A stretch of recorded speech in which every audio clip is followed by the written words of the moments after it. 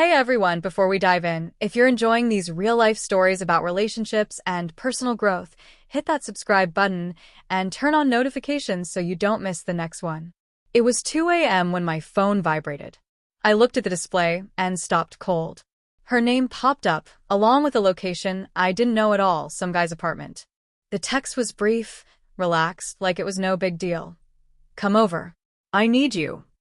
My name is Jordan. I'm 32. I work in tech consulting, and I always pride myself on keeping cool, logical, and in charge of situations.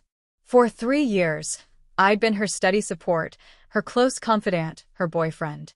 Or, at least, that's what I believed. Her name is Sophia. Stunning, sociable, captivating. The type of woman who could win over an entire room and make you feel like you were the only one who counted. But that captivating side has a shadow. Over time, I discovered that hidden behind her grin was a level of self-centeredness I never saw coming. We had our good times and rough patches, just like any pair. But in the last few months, things started to change. The affection, the bond, those small acts that make love feel real, they slowly disappeared. I brought it up softly, carefully, hoping for some talk, some answers, some insight. She dismissed it with reasons, chuckles, or straight-up dodging. And still, I stuck around. I put in effort. I clung to the idea that love could close the distance. Until that night. That text wasn't the only warning sign. Sophia had grown remote, emotionally distant, physically pulled back. I saw it, adapted, worked to connect with her, tried to bring back what had slipped away. But every effort ran into pushback, avoided looks, brief replies, hollow sorries. The closeness I wanted, the kind that keeps a couple going, had turned into emptiness. And that emptiness was expanding. So when her message came from another guy's place at 2 a.m., I didn't freak out. I didn't ring her right away. I didn't rush over. I just gazed at the screen, my brain sorting, listing, working through it. This wasn't about rage.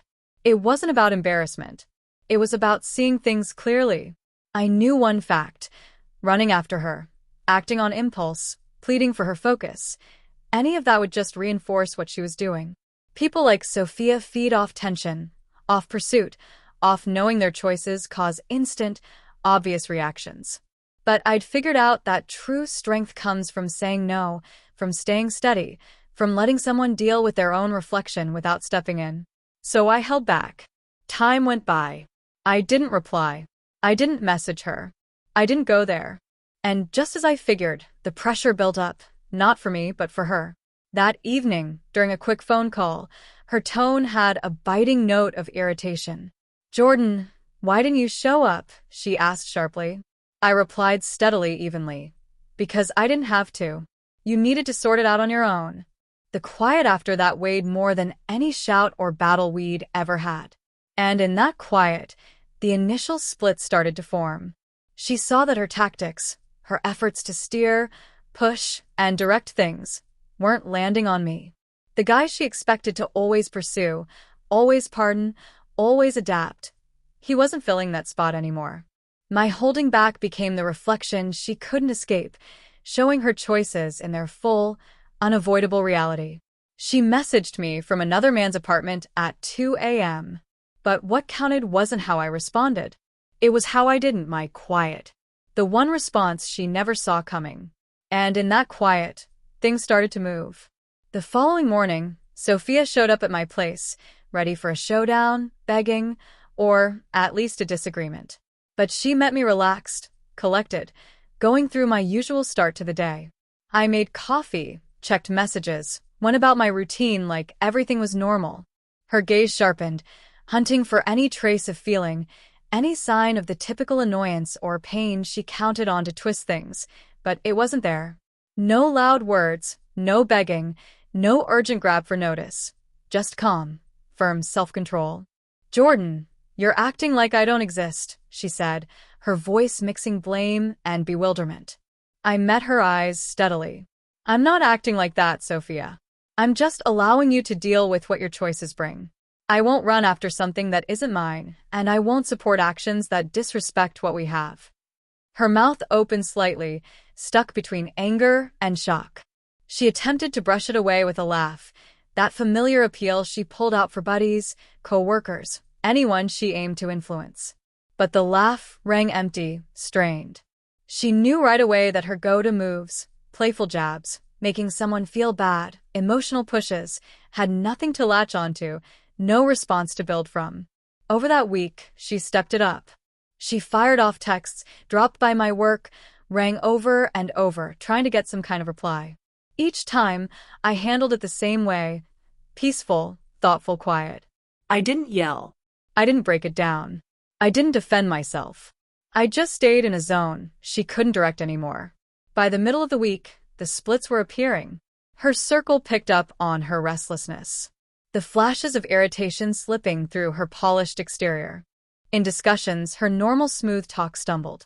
Over meals, her grins stayed surface level. She made quiet attempts to wear down my calm, to stir up envy or worry, but each one hit a barrier of steadiness she couldn't break through. Then the shift happened. At a casual get-together at a shared friend's place, she slipped in a light dig, a fun remark about my supposed cluelessness designed to cause awkwardness. I answered evenly, casually noting it, then went back to my own chat. The impact hit fast. Her appeal wavered. The remark fell flat, and the group's focus moved on. For the first time in years, she understood that the setup she depended on wasn't effective anymore. By Friday, her irritation hit its height. She made one last push at control, firing off another midnight text, suggesting urgency, waiting for my usual move, but I stayed solid. My holding back had turned into unseen protection, bouncing her approaches away without effort.